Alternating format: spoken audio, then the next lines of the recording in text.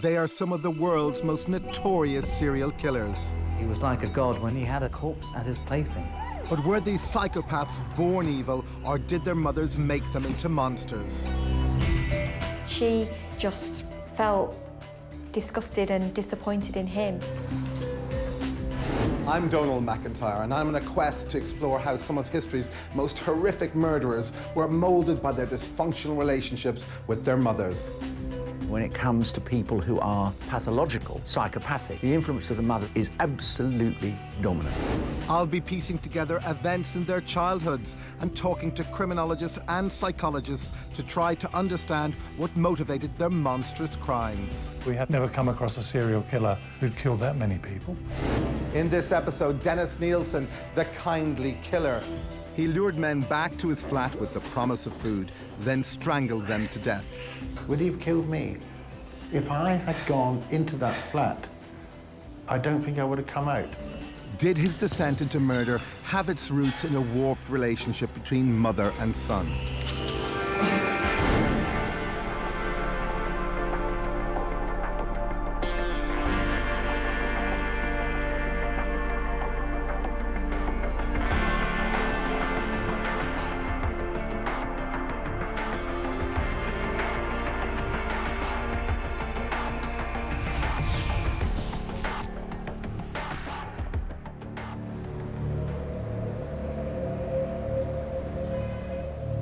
It's here in leafy North London where Nilsen would strangle and drown at least 15 young men, some as young as just 14, often keeping their bodies as company for months on end. Dennis Nilsen took sexual gratification from having dead bodies around him. When the corpses became too rotten, Nilsen would chop, boil and burn the remains, then flush them down the toilet. Body parts belonging to 3 victims were initially found here at 23 Cranley Gardens in Muswell Hill when the drains beneath Nilsen's flat became blocked. Police officer Peter J. collected samples of the rotting remains from the outside drain and took them to the Home Office pathologist for analysis.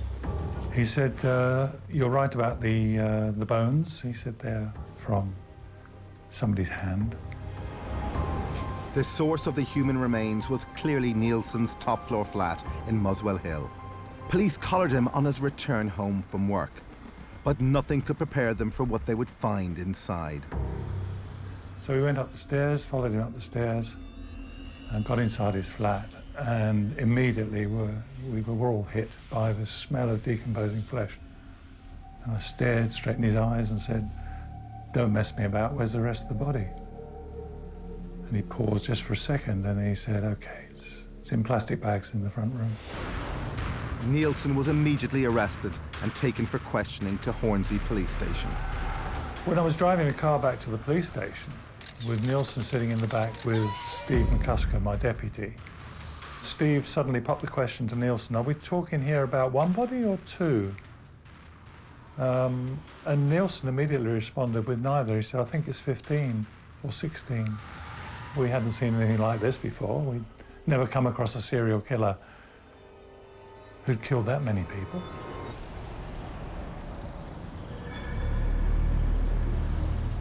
At the police station, Nilsen calmly explained the gross indignities he inflicted on the young men's corpses.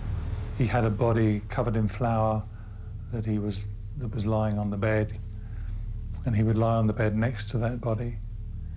And whether it was for sexual gratification or not, I don't know. His mother was in a state of shock and denial when his crimes were revealed. Something must have happened to him, because it's not my Dennis that's doing it. Not the boy I knew that's doing these things. What made this ordinary man one of Britain's most extraordinary killers? Were the seeds for Nilsen's murder and mayhem sown by his mother?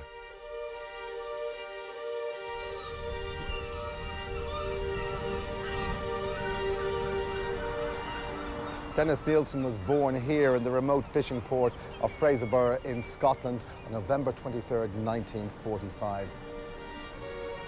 His mother's family had been in the area for generations, but his father Olaf was a Norwegian soldier who came over here during the war. Olaf and Dennis's mother, Betty, had 3 children together, Olaf Jr., Dennis and Sylvia. But Olaf wasn't a great husband to Betty. They never set up a home together, and Betty continued to live with her parents. He was feckless and irresponsible, and he enjoyed a good time much more than he enjoyed being responsible and being a family man. Betty and Olaf divorced when Nilsen was just 4 years old. But a callous comment his mother would make about his father would fester in Nilsen's mind for years to come. He remembered certain things that his mother said to him and his sister, one of which was that you wouldn't know your father if you met him in the street. Nilsen later claimed his mother's offhand comment was the reason why she didn't show him as much love as his other siblings. Nilsen has a theory that maybe his father only fathered Olaf Jr. and that he might have been illegitimate. It caused him to ponder later on in life about whether his mother was a slut or not.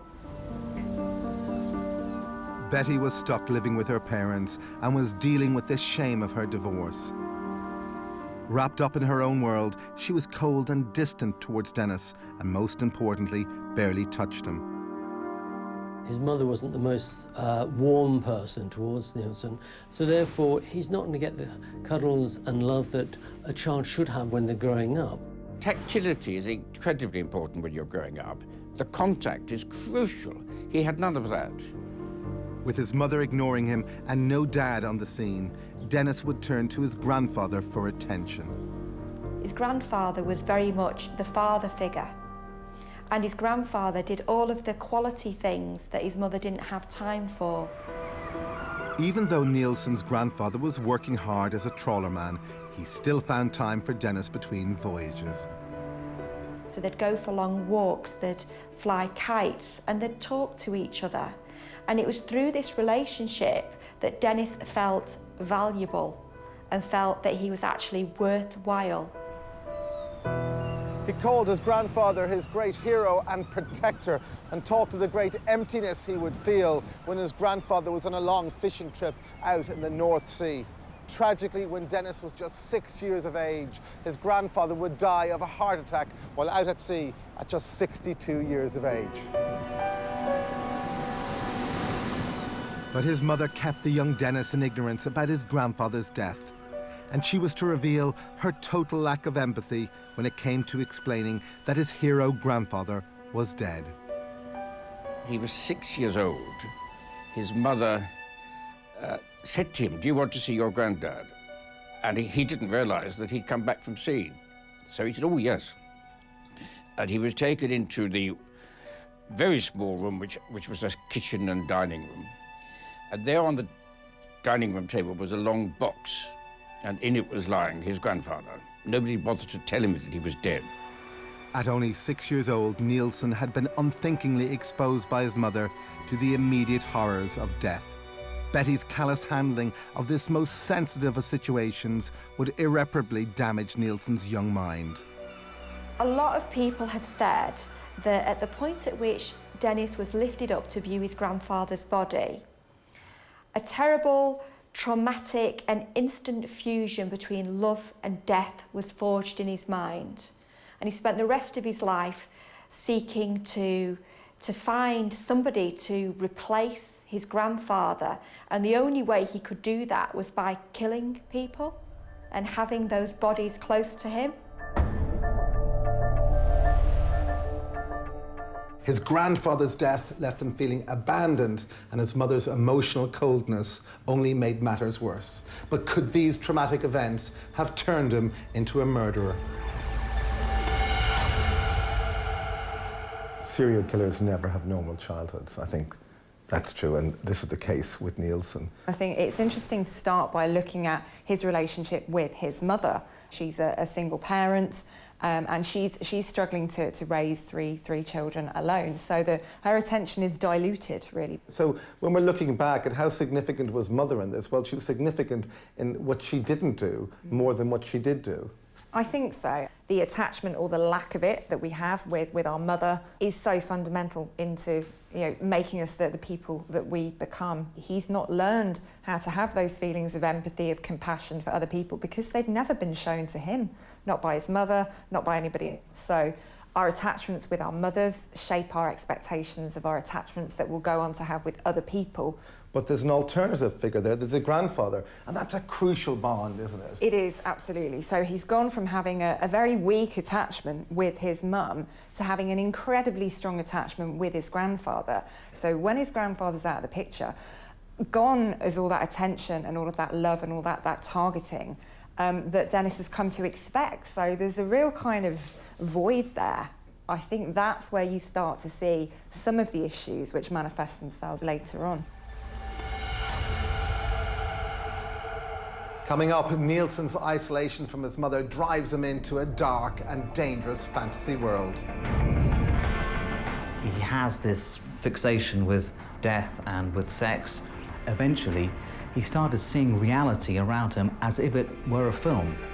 The young Dennis Nilsen, emotionally bereft from his grandfather's death and denied any comfort from his cold-hearted mother, would withdraw into a fantasy world. Her remarriage and the arrival of 4 siblings in quick succession would not improve his state of mind. It further isolates him from his own mother and the rest of the family. But would this early alienation be the source of those inner demons, which would cause him to commit cold-blooded murder just 20 years later? Betty Nilsen married Adam Scott in 1954, and the whole family moved here to Stricken, just down the road from Fraserburgh. In his prison diaries, Nilsen spoke of the disgust he felt at having to listen to his mother and her new man make love, producing new offspring that would divert his mother's attention away from himself. Dennis knew that she was having sex with her husband because occasionally he would hear them having sex. And I think that as much as he felt disgusted by that, he must have felt a little bit jealous as well, because on one level he did crave his mother's affection. Now Betty had a new husband to please. She certainly had no extra love for Dennis, and her lack of emotion meant Nilsen would never get the attention he craved. I think Dennis Nilsen is likely to have felt rejection from his mother, and she doesn't sound like she actually went to any great lengths to reduce that. Betty had 6 other children to look after, but she seemed to ignore the fact Nilsen was desperate for her love. He's playing second fiddle to other children, other siblings, and he's bound to have sibling rivalry and envy because he's just not getting the attention he needs. But it wasn't just that she was now busy with more children and a new husband. At just 9 years of age, Nilsen felt he was intentionally left out of his mother's affections, something she actually admitted to later in life. His mother told me herself, she said, "Oh, I couldn't cuddle him." Well, and I say to her, "Well, I'm sorry, Betty, but that's your fault, not his." The relationship was like 2 opposite poles of a magnet. They were repelling each other at this stage. Betty's lack of affection would start Nilsen on the path to being an emotionally starved killer, obsessed with corpses. She played a part in not giving him the tactile affection. It's crucial to be in the arms of your parent, to be comforted in some way. Betty never had the motherly instinct to know that Dennis was a child who needed extra attention. She didn't give him that. I'm not sure why. She wasn't sure why, but she wasn't able to do that. She could not explain it. Betty doesn't have the emotional intelligence to understand what is going on internally for her son. She just can't get him. But she wasn't wicked at all. She was simple.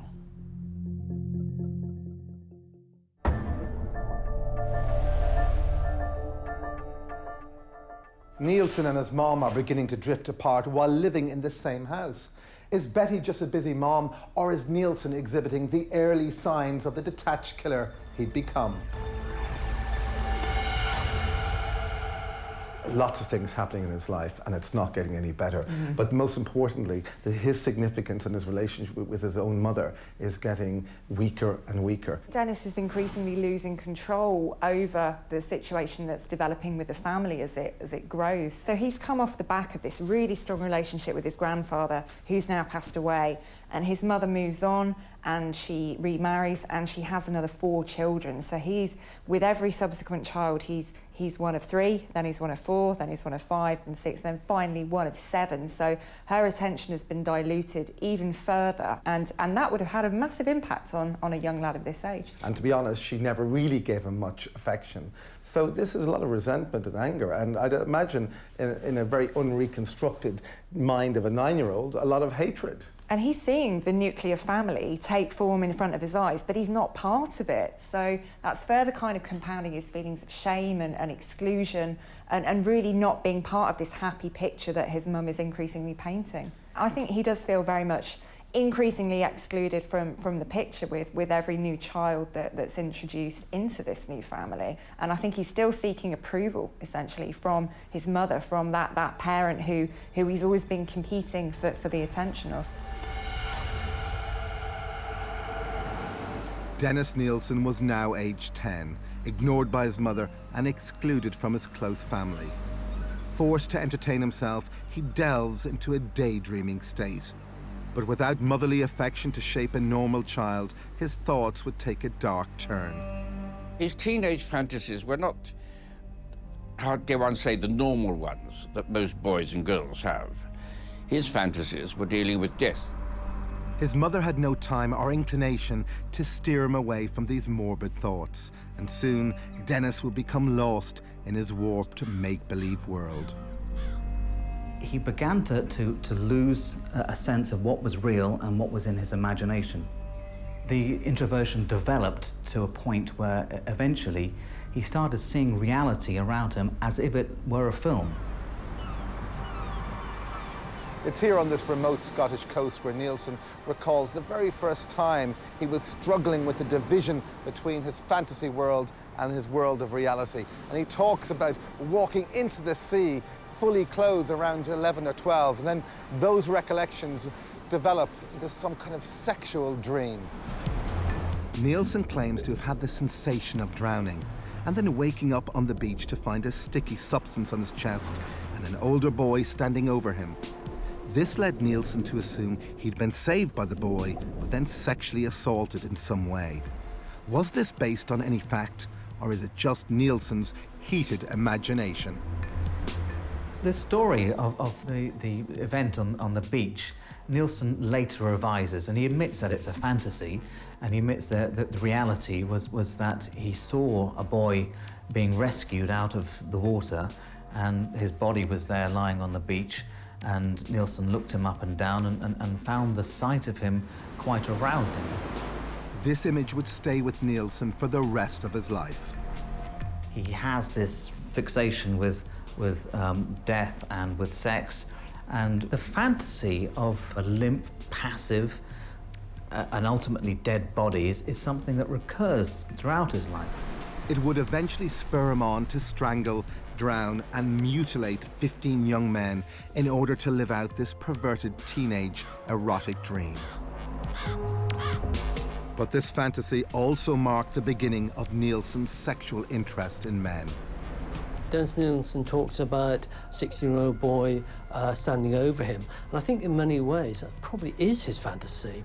It's a safe way for him to have sex with a male, because he can then say it wasn't his fault, he wasn't responsible.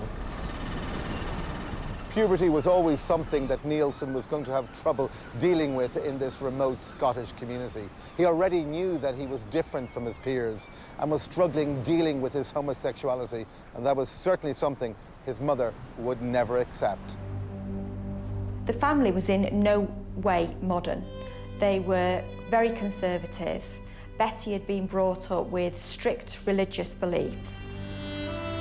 His mother was part of the Faith Mission, a Scottish Protestant evangelical church with no tolerance for homosexuality. Nilsen undeniably had a sense of shame, religious shame about sex. There was no way that Dennis could explore his homosexuality or talk about his homosexuality openly. He felt that was a great blot on his character, and especially in very conservative Presbyterian Scotland. They're 200 years behind the time, and he grew up thinking that there must be something very odd about him. Browbeaten by his mother's religion and unable to talk to her about his feelings for men, Nilsen delved deeper into his fantasy world. From a very early age, it was clear that Dennis realized that he was lacking something that his mother couldn't fulfill. That is precisely why his life of fantasy had to develop to replace the void. Was her cold indifference sending Nilsen into the fantasy world which would make him a killer? So Dennis was repressed in many ways, but that sexual repression particularly affected him. And repressed sexual desires will always find a way of surfacing. He was gradually developing into this terrible person that he eventually became.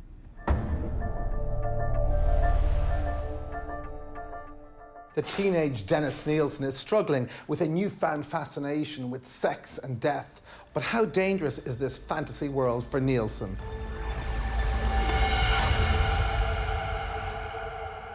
Because he had such a poor relationship with his mother, it is often the case people do retreat into their own isolation and also into their own fantasy world. So he'll take himself off for long walks, he'll think up stories, he'll really kind of lose himself. So he has got this bank of fantasies that he's probably drawing on, during this isolated period of time. Nobody's going to put that right. He's kind of started off on this path, this very dangerous path here. Back then, as a 13-year-old, this was a troubled kid, caught halfway between being straight or gay and not having a platform to discuss it with anybody. If you look at the context of the time, homosexual acts between men were only legalised in 1967, so an incredibly stigmatised social group.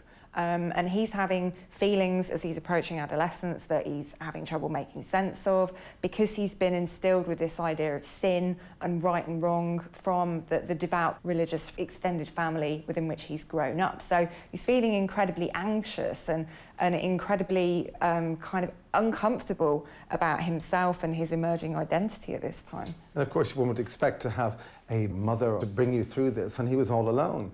As the family got bigger, the kind of support that's available for him, is much less and much less. But I think even had he been the only child, I still don't think he would have been able to discuss feelings with his mother in such a kind of structured, rigid religious framework. Coming up, serial killer Dennis Nilsen joins the army and heads out on the prowl. Nilsen would have seen death on a regular basis and he would have become inured to it. Nilsen lured 15 young men to his home, getting them drunk and incapable before strangling and drowning them. For weeks after he'd killed them, he kept their corpses for company before the stench of their decomposition forced him to dismember and dispose of them. What and who is to blame for the creation of this remorseless murderer? At the age of 15, Nilsen feels he no longer fits in this small Scottish community and decides to leave and join the army. He's seeking an escape, comradeship, and somewhere where he feels he can belong. And he finds this in the British Army Catering Corps, where he'd spend the next 12 years. Nilsen says that he wanted to join the army because, in his own words, Fraserburgh was no place for a young gay man to grow up. It's a venture. He's got out of a tiny little village where it's very restrictive into the big, bad, exciting world. Nilsen got his wish and spent time between 1961 and 1967 in Norway, Germany and Cyprus. But he also learned a trade which would help his later killing career. Nilsen was a cook in the army and he also learned basic butchery skills. These were things that when it came to the practical mechanics of being a murderer were very useful to him. The army would give him the skills for murder and would also feed the dark thoughts he'd had throughout his childhood. In 1967, he was sent on active service to Aden in the Middle East, where the army was being attacked by insurgents on a daily basis. There were people being blown up, and he did see dead soldiers. Nilsen would have seen death on a regular basis, and he would have become inured to it. And the macho culture in the army meant Nilsen would start to drink to excess. In his mind, he was one of the lads, but that's not how other people saw him. People saw him as being a bit peculiar and the guy who couldn't hold his drink. The other side of the reason for drinking was escapism. And there's a history of him using alcohol to escape from reality. This combination of men, death and booze would intensify Nilsen's repressed sexual desires. He has a fantasy that always a young soldier who's dead. And that fantasy even scares him after a couple of months. He was retreating further and further into a fantasy world, and he started putting himself in actually quite dangerous situations. Nilsen would get drunk and hope other soldiers would manhandle him, or he'd find drunk men to grope. Lots of alcohol had been drunk. These things could be made real. But this fetish would turn into something more deadly in a few years' time. Later, it goes on from being a passive body that happens to be there because it's passive, to one that's passive because he strangled the life out of it.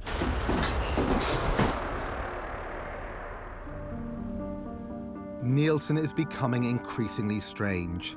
His creepy fantasies are at odds with army life, and he quits the military in 1973.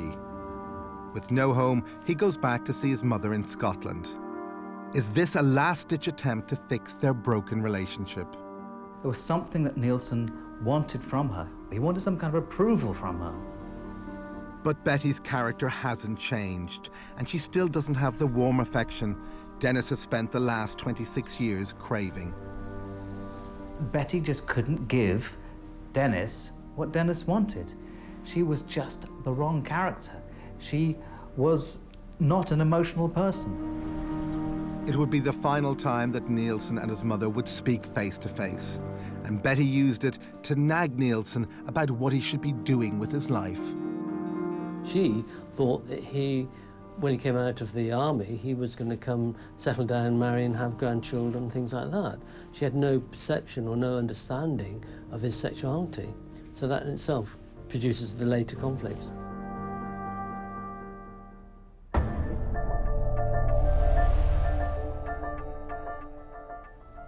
Nilsen's time in the army confirmed his struggles with his own sexuality, something that would haunt him for years to come. But if he had received more support from his mother and been able to be open about these feelings, might it have stopped him from becoming a serial killer?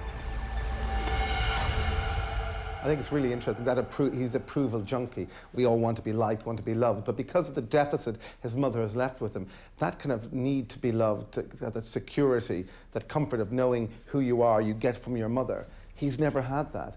And he really cares what his mum thinks about him. The beliefs that this woman has run very much counter to who he's becoming. He's still seeking out her approval all of the time, and that's quite a toxic relationship there. And of course, there's at no stage during that era would it ever have been possible for him to discuss his homosexual feelings with his mother. I think he knew exactly what would happen if he did, and that would be that his mother would just disown him and write him off. So it was important that Dennis didn't disclose the fact that he was homosexual. Those conversations he had with his mother, where she was challenging his future, why you're not settling down, they were among the last conversations he ever had with her. And those conversations really compounded his sense of anxiety about who he was.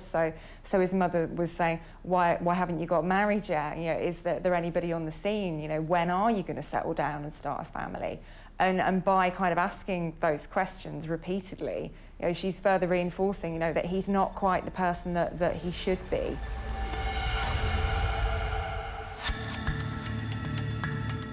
After 5 weeks in Scotland and cruelly disappointed by his mother's inability to understand him, Nilsen decides to leave home again. He applies to be a policeman and is accepted by the London Metropolitan Police, moving to Hendon in December 1973.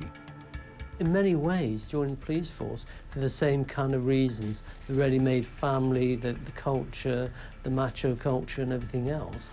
For the first time in London, Nilsen would also have the opportunity to openly explore his sexuality. There's a gay scene. It's London. It's not Fraserburgh. It's not the army. It's allowed. It's permissible. This should be the happiest time. It was during his first few months in police training, at the age of 27 years of age, when he would have his first full-on gay sexual experience. London, unlike Scotland or his time in the army, would provide him with the opportunity to have numerous casual same-sex encounters. But these one-night stands seemed to leave him empty and feeling further alone. Dejected, he packs in the police force, getting a series of security and clerical jobs. He finds himself lost in a big city. He can't connect. He's got to this stage, he's now in his late 20s, but he can't relate to people. Age 28, lonely, hundreds of miles from home, Nilsen searches for his mother's support and writes regularly to her. So we see in his letters often little practical details about things that he thinks that she will be, as a mother, be able to say, well done, Dennis, you've got yourself a flat, you've got yourself a job, you've got yourself this, and I approve. But neither Nilsen or his mother still can bring themselves to mention his sexuality. What he really wants is to be able to open up and confess the secrets of his soul, and for her to wrap her arms around him and say, you know, there, Dennis, you're different from the rest, but we love you all the same. Dennis will never get this approval or affection from his mother. Her cold demeanour from childhood never changes, and Dennis is left with an emotional void. He attempts to bond with others in London and has some small success in finding a meaningful relationship in November 1975. He meets in a pub in Bayswater a young, effeminate man called David Galashan. He's barely 18 and has a very, very weak personality. This was Nilsen wanting to fulfill an idea he has about a relationship. And it's doomed because he doesn't have the skills to form a proper relationship. Nilsen doesn't know how to behave. He drinks heavily and bosses Galashan around. David Galashan puts up with Nilsen's boorish nature. For him, it was more a relationship of convenience than anything else. David saw Dennis Nilsen as a meal ticket. He was homeless, pretty down on his luck, and Dennis Nilsen comes along and offers him a bed, food, lodging, and everything else. And Nilsen was desperate for the relationship to work. He introduced people to Galashan, and he wanted other people to see that he was in a relationship, and somehow if enough people witnessed it, things might be more normal. But in May 1977, the relationship falls apart. After putting up for months with Nilsen's unbearable behaviour, Galashan leaves one day and never comes back. When Galashan decided to leave, it confirmed in Nilsen's mind that he was a failure. Single and lonely, Nilsen would prowl the pickup joints of London looking for gay men to befriend, perfecting the technique he would use to select his later victims. I first met Des in an amusement arcade in Leicester Square. He then asked me if I wanted to go for a coffee and something to eat. And I remember replying, well, I can't really afford to buy a meal. I've spent it all in here. And he said, well, that's no problem. I'll buy it. Martin and other men would come back to Nilsen's flat, but his self-destructive drinking would make him difficult to be around. He would become impossible to talk to, very argumentative and very demeaning. It could be quite nasty and unpleasant. But if they tried to leave, Nilsen would beg them to stay. He was desperate that I didn't go, and I thought, the guy is really lonely. The guy has no one. Nilsen's drinking, loneliness and desperation were starting to erode his sense of reality. He was absolutely imprisoned in this cocoon of just himself and his fantasies. And his imagination became darker and darker. The things that he said were quite shocking, like, have you ever imagined bathing in a bath of blood? To which my reply was, no, not at all. What if somebody paid you? I just put this down to a man that's extremely drunk. So I just laughed it off. But he asked that question twice. And I remember saying to him, you're obsessed with bathing in blood. But how could you provide it? To which he always did when he made a sly comment, oh, if only you knew. Oh, if only you knew. It's only a matter of time before Nilsen will kill.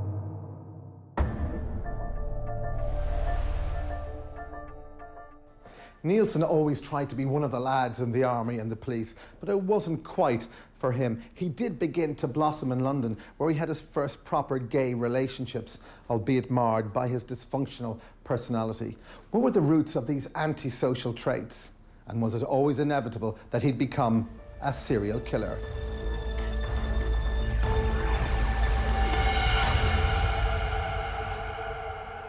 If Galashan's departure isn't the trigger, Liz, was it the fact that he couldn't get anyone to replace him?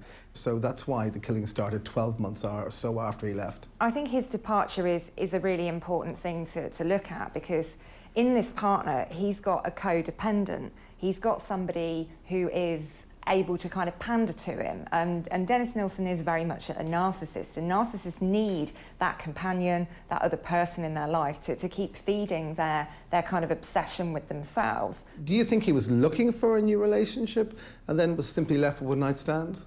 I think possibly, yeah. But I think that he was a check on his behaviour, as well as being a kind of a codependent who was fueling his narcissism.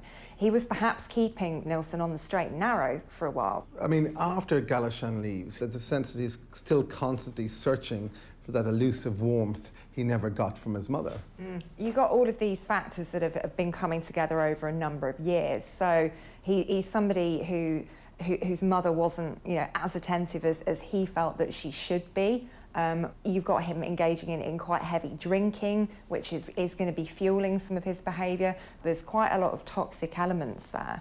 And of course, as soon as Galashan goes, then his drinking gets worse, his inhibitions go, and suddenly we have a killer on the loose.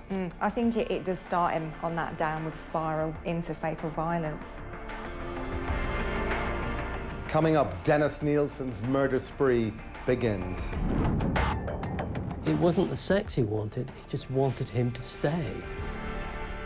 Between 1978 and 1982, Dennis Nilsen would kill at least 15 young men in his London flat, keeping their bodies as company to fuel his grotesque sexual fantasies. But at the end of 1978, over 12 months after his breakup with his first and only long-term boyfriend, Nilsen still hasn't killed. What would push him over the edge and make him a murderer? Almost 33 and completely alone, Nilsen was now at his lowest ebb. He's self-medicating with the alcohol, and it's just burying the psychological problems deeper and deeper and deeper to a point where, at some point, they're likely to explode. Despite Nilsen driving other potential boyfriends away, one remained close. He would share his crippling feelings about his mother with him alone. He seemed to think he'd done something wrong in the past to upset her, and she didn't really want to know him no more. He seemed so cut off from her, and he seemed quite upset by that. One of the things that one might imagine Nilsen was looking for in his mother was some acceptance of his sexuality. Nilsen's mother did know he was gay, but she just couldn't bring herself to believe it. It wasn't in her nature, and Nilsen could never realise that or accept that. It may be one of the reasons why he eventually became so embittered. When you can't really discuss your sexuality if you have a problem, but with your own mother, who can you talk to if you don't have many friends? This inability to confide in his mother and his resultant self-loathing was now close to boiling point. I think he was ashamed of his sexuality. I got the feeling that he found the whole situation disgusting. He just thought that certain things were wrong. When he found himself at the age of 33 completely alone over Christmas and New Year, It must have felt like a failure to him, and it must have felt like a really big disappointment. He must have thought back to his family life and thought this was his lot in life. And on December 30th, 1978, Nilsen would act to end his loneliness and isolation. He met 14-year-old Stephen Holmes in a local pub and lured him home to Melrose Avenue with the promise of more alcohol. It wasn't the sex he wanted, he just wanted him to stay. He didn't want to be on his own on New Year's Eve. Nilsen strangled the drunk Stephen Holmes with a tie and then drowned him in a bucket of water.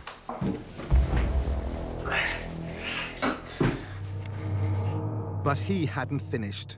The killing was only a small part of his plan. But he doesn't mutilate the body. He actually treats it with respect. He washes it, he dresses it, and he's treating that body as if it was a real person. Nilsen kept the body for 8 months before burning it in his back garden in Melrose Avenue. This was the start of a 5-year killing spree. He would strangle and drown 15 young men who were all down on their luck. And he treated each one after death in the same way. The thing that he wanted most was a dead body. That was the sexual thrill, and he would play with it for as long as he could keep it from putrefying. He actually had bodies dressed up, he washed them, cleaned them, sit them, and they'd be watching television together or listening to music together. It was an object of real fascination and sexual thrill to him. So he didn't want to spoil that. It was the relationship he wanted. He only got rid of the bodies when he could no longer put up with the smell. He wanted to keep them as long as he did. When Nilsen moves to Cranley Gardens, he has a problem disposing of the bodies in the top floor flat and stores the body parts in cupboards and under the floor. It begins to stink. Despite this, he still has friends like Martin over in between the killings. It was quite a sickly kind of smell, kind of, I don't want to breathe too much of this in. Nilsen killed his final victim on the 28th of February 1983 in his flat. A few days later, his friend Martin tried to visit him while Nilsen was desperately dissecting the body. And I knocked on the door and he didn't answer, but I could hear something inside the flat, something moving. Within about 5 seconds, he came to the door and he opened it, but didn't open the door fully. And I said, "Are you all right?" He said, "I'm sorry, Skip, I haven't been feeling well." He said to me, "Don't go in, don't go in." I said, "Who's in there? There's somebody in there, that's fine." He said, "Yes, that's it, there is, there's somebody in there." But he wasn't smiling. Martin left Nilsen's home and never saw him a free man again. If I had gone into that flat, I don't think I would have come out. Nilsen was busy flushing parts of his final victim down the toilet. 2 days later, the police would discover the blocked drains and Nilsen would be arrested and confess to his degenerate crimes in Hornsey police station. Nilsen once said to me, "Do you know what? It's probably as well I have been caught." He said, because if it hadn't been now and 15 victims, he said it might have been 150. I couldn't stop. It just went on and on and on. Nilsen was merciless and predatory in his pursuit of young victims. But who ultimately is to blame for his crimes? Did his mother give birth to a psychopathic murderer, or did she mould his personality into that of a serial killer?